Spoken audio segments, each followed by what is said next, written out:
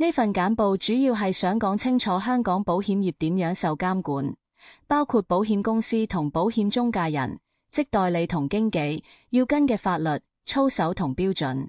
香港而家嘅核心監管機構係保險業監管局，簡稱保監局。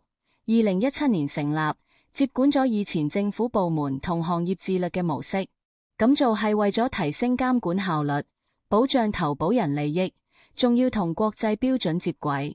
幾個重點：一、保險公司嘅監管。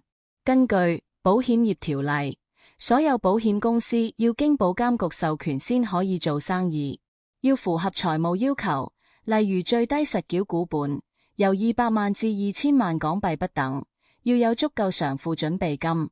公司董事、控權人都要符合適當人選要求，即係要有誠信、專業同財務實力。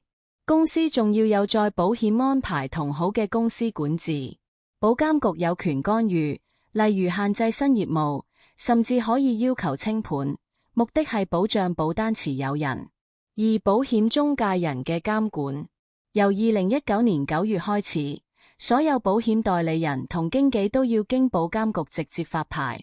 任何人如果幫人買保險、介紹保險、解釋保險，都要有牌。發牌條件係要符合適當人選，包括學歷、考試、經驗、誠信同財務狀況。保監局仲出咗指引23，寫清楚準則。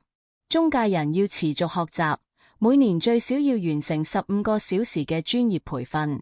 三、操守同專業要求。除咗法律規定之外，保監局仲有操守守則，例如代理人同經紀都要以客戶利益為先，誠實守法，唔可以誤導。有指引24，規定持續專業培訓，確保中介人知識 keep 住更新。四、消費者保障。有保險投訴局 ICB 幫助處理投保人同保險公司嘅金錢糾紛，最高裁決金額係100萬港幣。條例亦規定，保險公司要為佢哋代理人嘅行為負責，保障消費者。總結：而家香港嘅保險業監管系統係由獨立機構保監局負責，有嚴謹嘅法律條例，仲有操守守則同專業培訓要求，亦有消費者投訴保障。整體嚟講，目的就係確保市場穩定發展，投保人有保障，行業同國際接軌。